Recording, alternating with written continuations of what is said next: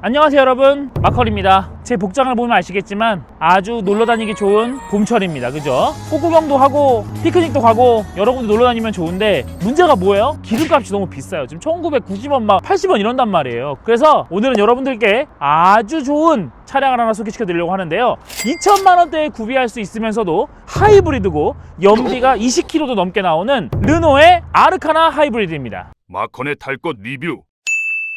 현재 신차로 하면 약 3천만원대 중후반, 중고로 하시면 2천만원대 중후반에도 구매가 가능한 차가 되겠습니다. 당연히 하이브리드 모델이고요. 자, 일단 이 차 소형 SUV에 들어가기 때문에 상당히 아담하고도 귀여운 디자인을 가지고 있는데, 제가 지금까지 살펴봤던 소형 SUV 중에서 개인적으로 봤을 때 디자인으로는 정말 압도적인 부분을 차지하고 있지 않나라고 생각하는 바로 그 차입니다.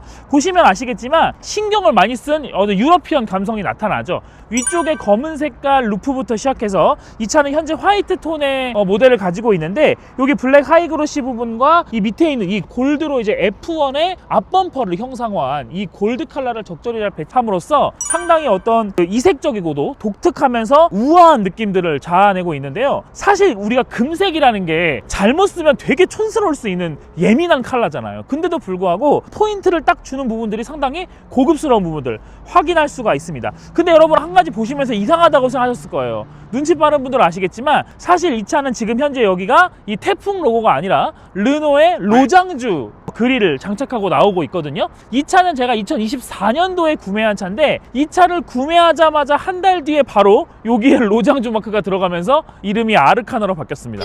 그래서 이 차는 사실은 XM3예요. 근데 아르카나로 바뀌면서 아무것도 달라진 게 없고 여기에 마크만 바뀌었습니다. 그대로 소개를 해드려도 여러분들에게 무리가 없을 것 같아서 제가 말씀을 드리고 있는 부분이라는 거. 자, 후드도 보시면 이렇게 한 번, 두 번, 세 번, 네 번 이렇게 한 번씩 이렇게 접어놨죠. 주름을 줌으로써 스포티함을 강조하고 있는 부분들을 확인할 수가 있고요. 파팅 라인도 넓게 해서, 보통 위로 이제 파팅 라인이 지나가는 경우가 많은데 이걸 밑에 쪽으로 배치해서 앞에서 보면 파팅 라인이 잘 안 보이잖아요. 그렇다 보니까 보닛이 커 보이고 차가 조금 더 옆으로 이제 와이드한 느낌을 주고 있습니다. 그거와 맞춰서 제가 생각할 때 이 차의 가장 아름다운 부분을 강조해내는 부분이 바로 이 라이트 부분이라고 생각을 하는데, 이 라이트가 이렇게 디귿자로 꺾여있는, 우리가 QM6라든지 SM6에서부터 계속 봐왔던 그 디귿자형 디자인이 여기 들어가 있고요. 여기 또 이 모양을 따라서 헤드램프가 들어오기 때문에 헤드램프가 상당히 화려하게 디자인이 되어 있습니다. 여기 부분도 단순하지 않는 이런 그릴로 처리가 되어 있고, 밑에도 이 하단에 있는 립 부분이 입체적으로 디자인이 되어 있어서 보시면 상당히 스포티하고 공격적인 디자인을 가지고 있다 확인하실 수가 있습니다. 놀랍게도 여기 브레이크를 시킬 수 있는 공기 구멍도 다 실제로 뚫려 있기 때문에 브레이크 냉각에도 도움을 주고 있고요. 아까 제가 말씀하셨다시피 F1에 있는 그 F1 자동차, 경주용 자동차 있잖아요. 그 자동차의 앞에 범퍼를 형상화한 디자인 아이디가 들어간 부분들, 아시다시피 르노는 F1에서도 상당히 많은 실적을 내고 있는 회사이기 때문에 그런 부분들을 강조하고자 이런 디자인 아이디를 넣었다는 점 칭찬할 만하다라고 볼 수가 있겠습니다. 네, 이제 측면부를 한번 살펴보도록 하겠습니다. 지금 보시다시피 딱 보면은 이쪽에 지금 여기도 금색깔 장식이 들어가 있고요. 여기 휠에도 보시면 금색깔 장식 들어가 있고, 밑에 하단에 사이드 스커트 부분에도 금색깔 장식이 들어가 있습니다. 그래서 이 차는 사실은 풀옵션에서 가장 높은 트림에서 이 디자인 패키지를 추가해서 이런 것들을 금색 포인트로 바꾸고 이 루프를 검정색으로 바꾸는 디자인 옵션을 추가한 차량입니다. 이런데 이제 장식이 들어간 부분들이 보시면 별다른 기능은 없습니다. 여기에 무슨 리피터가 들어오는 것도 아니고 뭐 특별한 카메라가 있는 것도 아닌데 정말로 장식으로 넣어놓은 부분이에요. 그래서 이런 부분들 상당히 좀 프랑스 차다운 어떤 유럽식 스타일, 미니 쿠퍼 같은 차 보면 이런 데 장식들 많이 들어가 있거든요.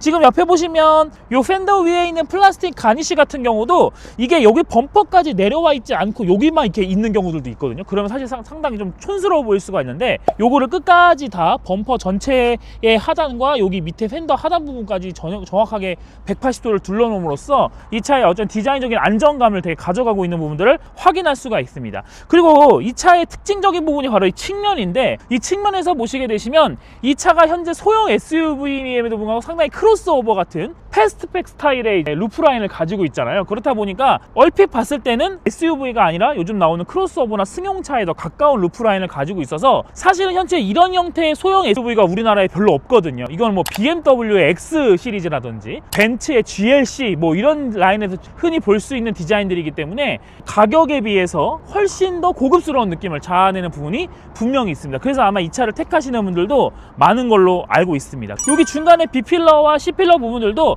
하이그로시로 잘 마감을 해서 깔끔한 디자인 쓰고 있고, 역시나 유럽차답게 크롬보다는 이런 고급스러운 플라스틱 하이그로시를 이용해서 세련된 그런 느낌들을 주고 있습니다.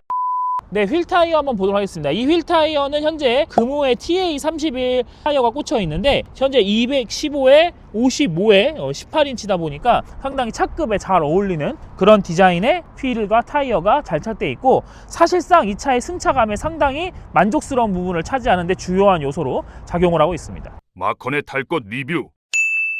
네, 후면부도 한번 살펴보도록 하겠습니다. 지금 보시면 현재 나오는 이제 아르카나 같은 경우는 여기가 이제 XM3가 아니라 여기에 아르카나라고 쓰여 있고, 여기 이제 로장주 엠블렘이 들어가게 됩니다. 이거는 이제 예전 XM3 모델에서 그런 건데 그거를 제외하고는 다 똑같습니다. 그래서 이 차를 보시면서 아르카나를 보고 있다 생각을 하셔도 됩니다. 그리고 가까운 이제 애프터샵에 가면은 한 25만 원 정도 주면 요거 다 로장주로 바꿔주거든요. 그런 시공도 있다라는 거 혹시라도 중고로 구매하실 분들을 위해서 알려드리는 거고요. 지금 디자인부터 보시면은 아까 제가 측면을 설명드렸던 이 루프 라인이 패스트백처럼 떨어지는, 마치 승용차처럼 떨어지지 않습니까? 보통 이제 SUV 모델들은 이게 좀 더 수직각도 가까이 떨어지기 때문에 뒤에 와이퍼가 장착되어 있는데, 이건 거의 승용차와 비슷한 루프 라인을 가지고 있기 때문에 뒤에 와이퍼도 없는 거를 확인할 수가 있습니다. 이 트렁크 리드 라인도 앞으로 충분히 나와 있어서 입체감 있는 디자인 완성되고 있습니다. 이 램프 디자인이 사실은 뭐 아주 예전에 SM6 때부터 계속 쓰였던 라인이긴 해서 어떻게 보면 좀 사골스러운 디자인이긴 하지만, 어떻게 보면 또 르노의 시그니처 디자인 같은 그런 느낌으로 사용이 되고 있고요. 여기 보시면 이테크 하이브리드라고 하는 배지도 확인하실 수가 있고요.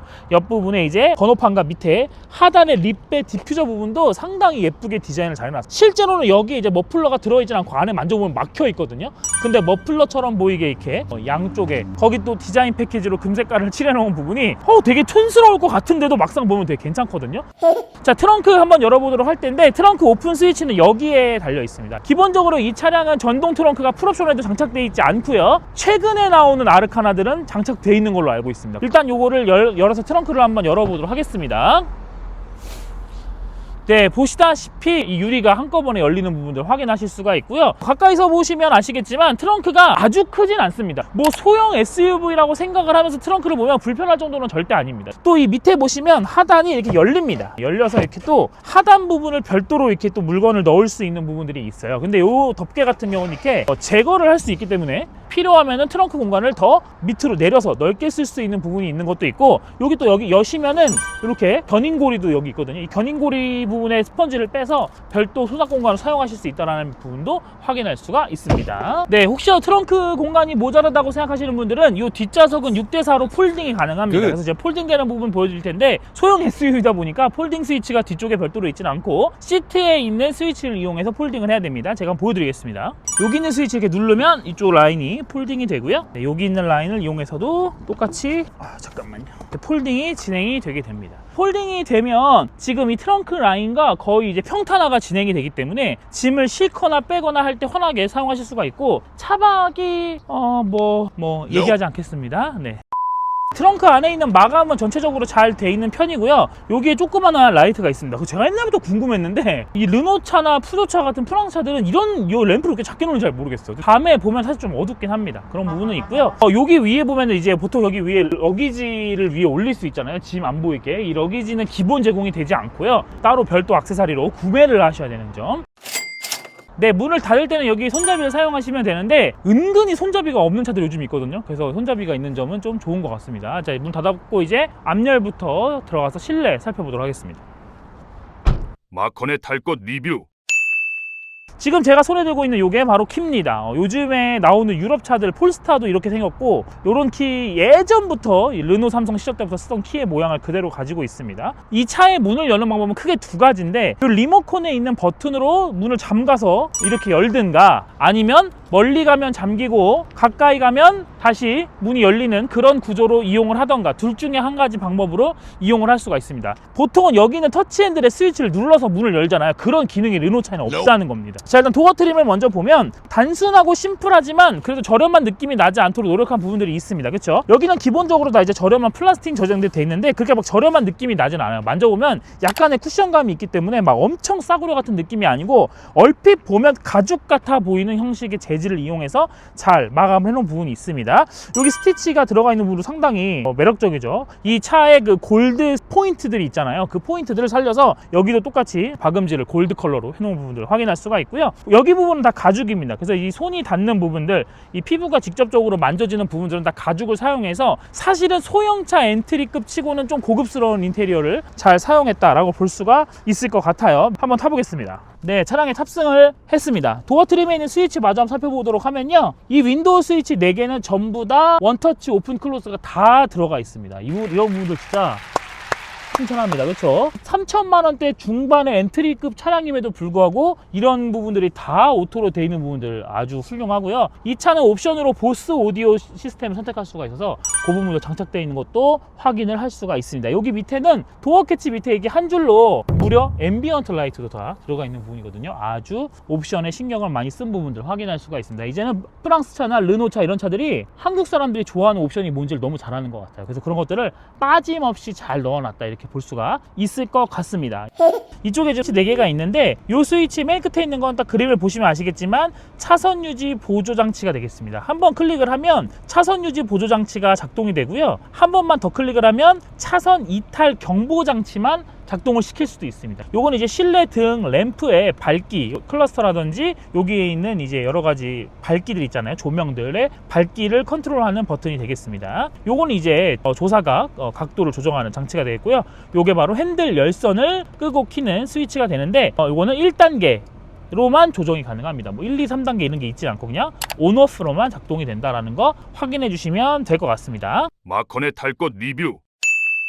네, 이제는 이 실내 운전석에 있는 기능들과 공간들부터 살펴보도록 하겠습니다. 자, 스티어링 휠은 이제 D컷이 적용되어 있는데 되게 많이 깎여 있는 D컷은 아니고 살짝 꺾여 있는 D컷입니다. 만지면 조향감이 좋습니다. 이렇게 또 고급스러운 타공 가죽들을 주로 손이 붙는 부분에는 또 넣어놨기 때문에 이 차급에 비해서는 조금 더 비싸 보이는 느낌이 있는 그런 스티어링 휠이 장착이 되어 있습니다. 자, 이쪽에 보시면은 전형적인 크루즈 컨트롤 관련된 스위치들이 있는데 이 차의 좀 아쉬운 부분 중에 하나가 뭐냐면 여기 버튼이 보시면 이제 그 차로 유지 보조 장치가 되겠거든요. 차로 중앙 유지 보조 장치인데 중요한 건 요거 이제 켜놓으면 이제 차선에 따라서 이제 핸들을 자동으로 틀어줘서 도로 중앙을 맞춰주는 기능이지 않습니까? 근데 안타까운 게 현대기아는 크루즈 컨트롤을 꼭 키지 않아도 그냥 평범하게 일상 주행을 할 때에도 요 차로 중앙 유지 보조 장치를 킬 수가 있잖아요. 근데 르노차는 안 됩니다. 요걸 반드시 크루즈 컨트롤이 켜져 있을 때에만 차로 중앙 유지 보조 장치를 이용해야 할 수 있다라는 점이 현대기아는 좀 달라요. 저는 주로 그 기능을 켜놓고 운전하는 스타일이기 때문에 사실 좀 불편합니다. 그래서 그런 부분들이 있고요. 요거는 앞차와의 간격을 조절할 수 있는 부분, 요건 크루즈 컨트롤을 켜고 끄는 부분, 그 다음에 이거 이제 스피드 리미트라고 해서 속도 제한을 걸 수 있는 그런 부분들이 있습니다. 우리나라 차도 이제 크루즈 컨트롤 버튼 길게 누르면 스피드 리미트 건능을 길 수 있는데 버튼이 이건 따로 분리되어 있다라는 특징이 있고요. 요걸 이제 누를 때마다 플러스 마이너스 크루즈 컨트롤 스피드를 조절하는 버튼이 여기 장착돼 있습니다. 그리고 여기에 이제 라이트를 조절하는 부분인데 특징적인 게 뭐냐면 보통 유럽차 같은 경우 특히 르노차는 라이트를 끌 수 없습니다. 끄는 게 없어요. 그러니까 미등만 키거나 아니면 그냥 라이트를 점등하거나 아니면 오토로 하거나 이 셋 중만 조절이 가능한 거거든요. 그러니까 이런 부분은 사실 안전을 위해서 되게 좋은 생각을 합니다. 그러면 이제 우리가 오토로만 해놓고 해도 끄는 게 없기 때문에 스테이트카라는 게 생길 수가 없는 거니까요. 그 다음에 이쪽에는 이제 오토 와이퍼가 장착된 와이퍼 조절 스위치가 있고요. 밑에 보시면 여기 이제 오디오 컨트롤러가 있어요. 보통 일반적으로 이쪽에 오디오 컨트롤러가 있잖아요. 근데 여기는 오디오에 관련된 부분은 다 여기에 있습니다. 그래서 여기 이제 볼륨을 높이고 낮추고 가운데 누르면 이제 음소거 되고 여기 밑에는 모드를 누르면 이제 뭐 FM으로 할 건지 AM으로 할 건지 저장 채널을 할 건지 뭐 이런 거 그런 것도 바꿀 수가 있고요. 그 다음에 여기 뒤에 보시면 여기 다이얼이 있죠. 이게 이제 앞트랙, 뒤트랙 이거를 결정하는 겁니다. 근데 이게 익숙해지면 불편할 것 같잖아요. 되게 편해요. 이렇게 운전하면서 이렇게 넘기면 느낌도 있고 볼륨도 여기 있는 게 생각보다 여기는 조정하는 것보다 은근히 편합니다. 호불호가 있겠지만 저는 좋아하는 부분이다라고 말씀을 드리고요. 자, 여기 계기판 조정 버튼을 눌러서 계기판이 어떻게 바뀌는지 한번 확인해 보도록 하겠습니다. 일단 기본적으로 이 차는 계기판을 여러 가지 스타일로 바꿀 수가 있는데, 첫 번째로 이렇게 그냥 일반적인 계기판 모드가 있고요. 그 다음에 여기 이제 이쪽 부분을 현재 재생되는 음악 정보, 트랙 정보가 나오게 바꿀 수도 있고, 이렇게 내비게이션이 나오게 바꿀 수도 있습니다. 참고로 이 차에는 T맵이 이렇게 들어가 있거든요. 이 T맵의 화면을 그대로 여기다가 이제 띄워주는 기능이 있습니다. 한 번 더 누르면 이제 어떤 출력 상태, 연비 상태, 어떤 누적 연비, 구동계가 엔진을 쓰고 있는지 배터리를 쓰고 있는지, 바퀴를 돌리고 있는지 이런 것도 이제 보여주는 것도 여기서 바로 표시가 돼요. 그래서 이런 것들도 이렇게 바꿀 수 있는 부분들이 여기에 있습니다. 그리고 여기 있는 계기판도 몇 가지 디자인으로 바꿀 수가 있습니다. 그래서 보시면 여기 가운데 이제 마이 센스 버튼을 누르게 되면 계기판이라고 있습니다. 계기판 이런 식으로 에코 스타일로 하면 이런 식으로 이제 에코 스타일로 바뀌게 되고요. 그 다음에 컴포트라고 하게 되면 좀 더 직관적으로 보기 편한 이런 디자인으로 바뀌는 것도 확인할 수가 있습니다. 레귤러로 하면 요 흔히 많이 사용하시는 양쪽에 원이 있는 요 스타일로 이용하실 수가 있고요. 계기판 자체가 크진 않지만 시인성이 되게 좋고, 더군다나 이렇게 가운데가 아니라 이런 컴포트 모드로 바꾼 다음에 요 계기판을 아까 보여드린 것처럼 내비게이션 화면으로 바꾸게 되면 이 전체 내비게이션으로 가운데 화면에 나오게 됩니다. 너무 좋죠, 그죠? 이런 식으로 이거 마치 아우디나 이런 차들에 있는 것 같은 그런 디자인이잖아요. 제가 늘 이런 부분들 강조했죠, 그죠? 디스플레이 이렇게 화려하고 화질도 좋고 비싼 디스플레이를 넣어놨으면 다양한 기능으로 활용할 수 있게 하면 좋잖아요. 지금 뭐 지도를 보여준다든지 디자인을 여러 가지로 바꾼다든지. 근데 현대기아는 너무 이런 부분들을 그냥 단순하게만 이용을 하는 부분이 있는 것 같아서 좀 그런 부분이 개인적으로는 좀 아쉽습니다. 뭐 전기차들은 좀 괜찮긴 하지만요. 네, 여기는 기본적으로 8.9인치인가요? 디스플레이가 들어가 있고요. 베젤이 조금 두껍다 보니까 되게 옛날 것 같은 느낌이 좀 있죠. 사실상 써보면은 상당히 괜찮습니다. 왜냐면 이게 내비가 보시면 위로 길거든요. 그렇잖아요. 사실은 우리가 차를 운전할 때 앞에 뭐가 나오는지 중요하지 양옆에 멀리 뭐가 있는지 중요하지 않잖아요. 이게 세로로 길게 돼 있다 보니까 앞부분에 뭔가 더 많이 나오는 부분은 상당히 좋습니다. 다만 이 시스템 자체가 느려요. 그러니까 지금처럼 시동이 걸리고 좀 지나면 나쁘지 않거든요. 막 엄청 빠릿빠릿하고 좋진 않지만 뭐 그렇게 나쁘진 않습니다. 근데 뭐가 문제냐, 시동을 켜고 나서 이게 부팅될 때까지 좀 시간이 오래 걸려요. 그래서 이제 차 타고 시동 걸고 목적지 찍으려고 하면 막 버벅버벅대고 막 이러거든요. 이게 조금 스트레스를 받는다. 메뉴 부분 이렇게 맨 처음에는 3단 구성으로 되어 있는데 요 밑에 구성은 다 편집이 가능합니다. 내가 원하는 걸로 넣을 수가 있는 부분들이 다 있습니다. 근데 너무 느려서 편집하고 싶지가 않아지긴 해. 요 가운데 누르면 이제 안드로이드 오토나 이제 애플 카플레이를 바로 연결할 수 있는 그런 스위치 부분도 확인을 할 수가 있습니다. 그 다음에 여기 들어가 보시면 이제 메뉴가 있습니다. 그래서 뭐 내비게이션 관련 메뉴, 뭐 라디오, 음악, 전화, 앱, 차량 정보, 설정, 알림, 지원 이런 것들이 기록이 돼 있는데, 내비게이션 메뉴 들어가게 되면 이 내비게이션 화면이 나오면서 여기 내비 메뉴 에서 퀵 설정을 할 수가 있고요. 여기 환경 설정에 들어가서 여러분이 우리가 그 T맵 내비게이션에서 보시는 것 같은 그런 걸 설정할 수가 있어요. 근데 여기 보면 모바일 T맵 연동이라고 있죠. 요거 누르게 되면 내가 평상시에 쓰던, 여러분 휴대폰에서 쓰던 T맵 계정 있잖아요. 그거가 연동이 됩니다. 그래서 즐겨찾기 같은 것도 바로 연동이 되고 내가 휴대폰에 쓰던 기록을 그대로 갖고 와서 쓸 수 있는 그런 편한 점이 있어요. 그리고 여기 뭐 라디오 있고요, 음악 있고요. 그 다음에 설정에 들어가시면 주행 보조 시스템에 관한 설정들, 뭐 긴급 제동 보조, 차간 거리, 차선 유지 보조, 사각지대 경보 이런 것들을 다 여기서 켜고 끌 수가 있습니다. 주차 보조 시스템, 이 차는 참고로 파킹 어시스트가 들어가 있기 때문에 주차를 자동으로 해주는 시스템이 있는데 뭐 저는 그런 걸 쓰지는 않았어. 별로 사용하지는 않습니다. 한번 해볼까요? 자, 앞으로 가라고 하네요. 옆에를 스캔하는 거죠. 지금 주차 시작했습니다. 갑자기 폭풍 주차를 하는데요.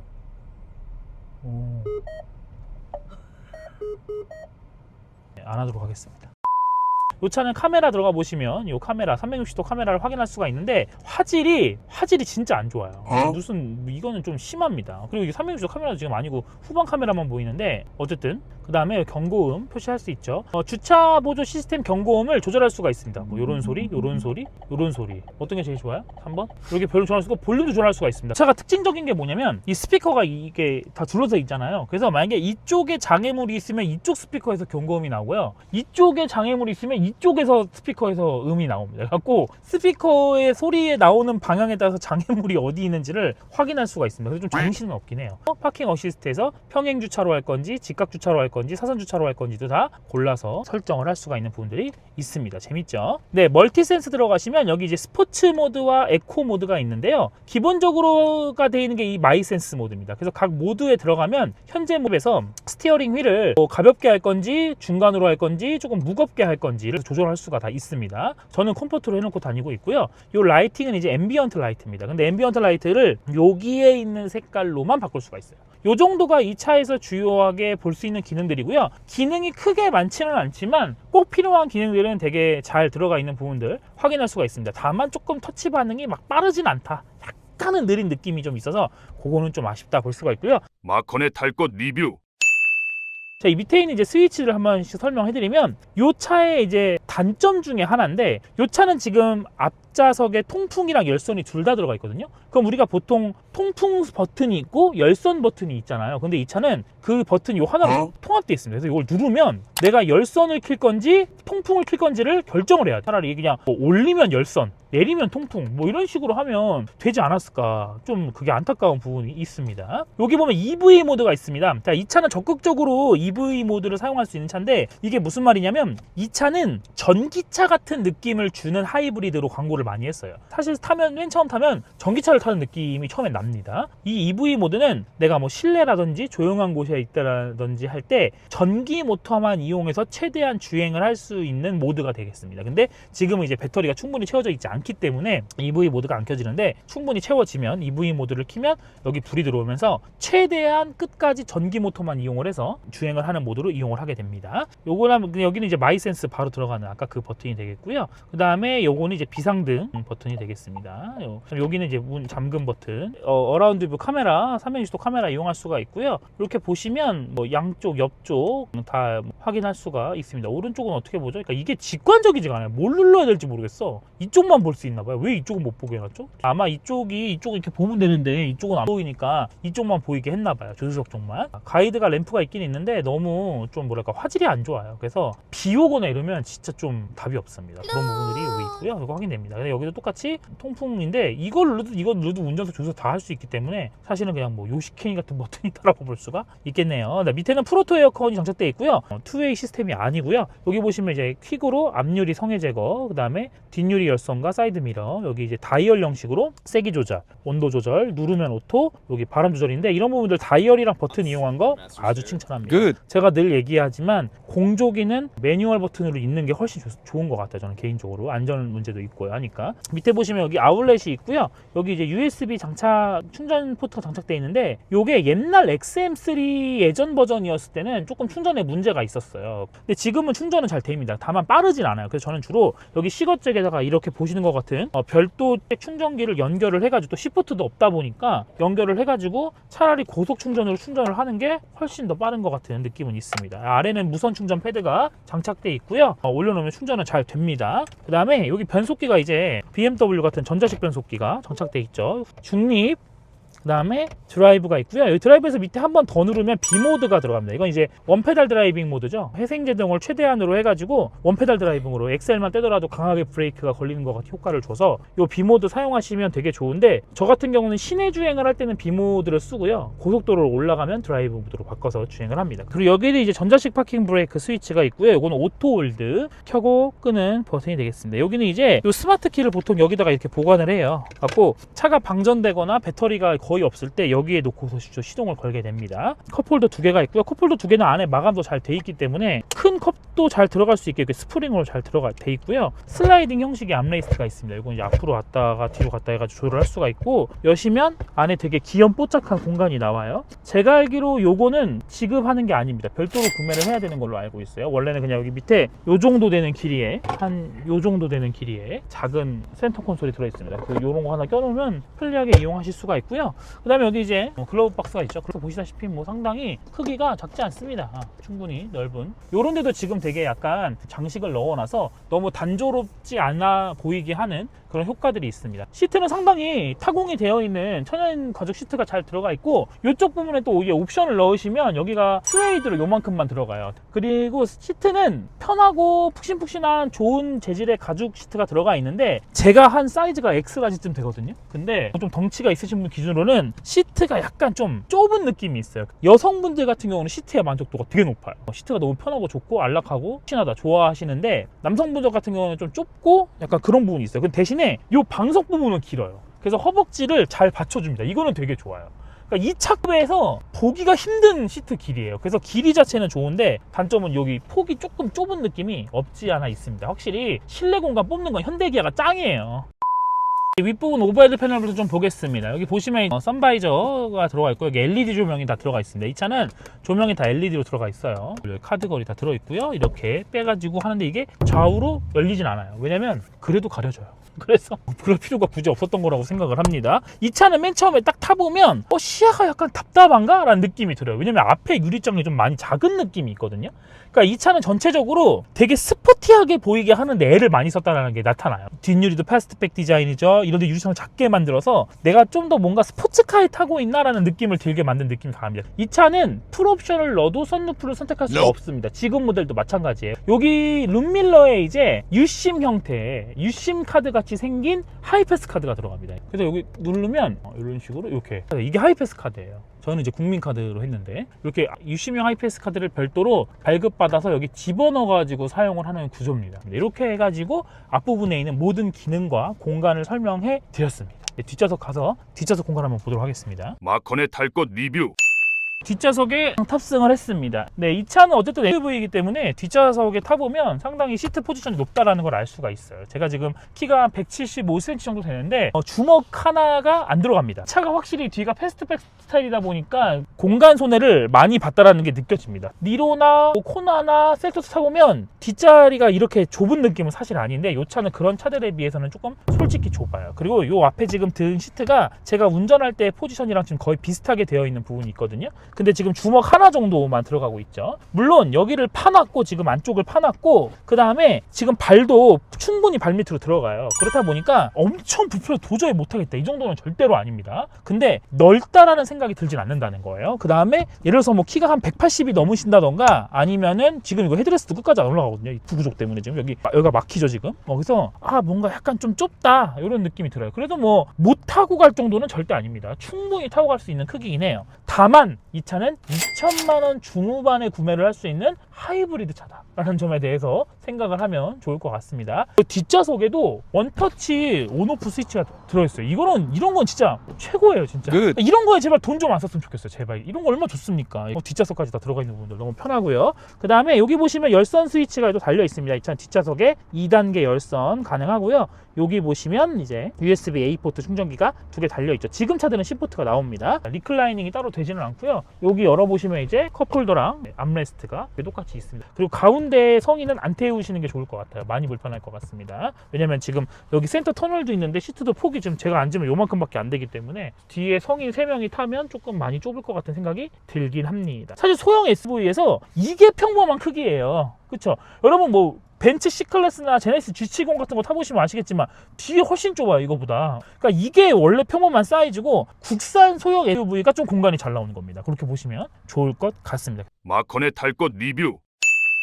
네, 오늘 저와 함께 살펴본 아르카나 하이브리드 모델 어떠셨나요? 이 차는 현재 신차 가격으로 3,300만 원 정도에 구매를 할 수가 있고요. 풀옵션 기준으로 했을 때 중고가는 2천만 원대 중반에서 후반 사이에 분포가 되어 있습니다. 한 3만 킬로 미만 차들 기준으로 해서요. 르노 차 특성상 중고차 감가가 좀 심한 부분이 있기 때문에 개인적으로 지금 이 차를 선택하신다면 신차보다는 중고차를 구매하시는 게 훨씬 더 효율적일 거라고 생각을 하는데, 혹시 여러분들 중에서 지금 내가 차를 운영을 해야 되는데 전기차를 사자니 부담스럽거나 또는 집밥이 없거나 전기차 보조금이 거의 다 완료가 된 상태라서 보조금을 받을 수 없는 상황이라면 그 하이브리드 중에서도 어느 정도 옵션이 다 있고 주행 성능도 괜찮으면서 가격이 저렴한 가성비 모델을 찾는다면 마컨의 픽은 바로 아르카나가 될 것 같습니다. 이 차의 연비는 공인으로 17.6km 정도 되는데요. 실제로 이 차를 제가 한 3년 정도 운영을 해봤을 때 연비 웬만하면 20km를 넘어갑니다. 요즘 같은 날씨는 연비가 막 22km 이상도 나와요. 그렇기 때문에 여러분들의 차량 운행할 때 유류비 부담을 아주 획기적으로 줄여줄 수 있는 그런 좋은 차라고 선택을 하고요. 오늘 제 영상이 마음에 들었다면 좋아요, 알림 설정, 구독, 댓글 부탁드리고 다음에는 이 차에 시승기도 올라올 예정이니까요. 진짜 주행 능력, 실, 연비 이런 것들 궁금하신 분들은 알람 설정해놓다가 다음 영상 올라오면 그 영상도 같이 시청해주시면 너무 감사할 것 같습니다. 이상으로 마치겠습니다. 마컨이었습니다. 안녕.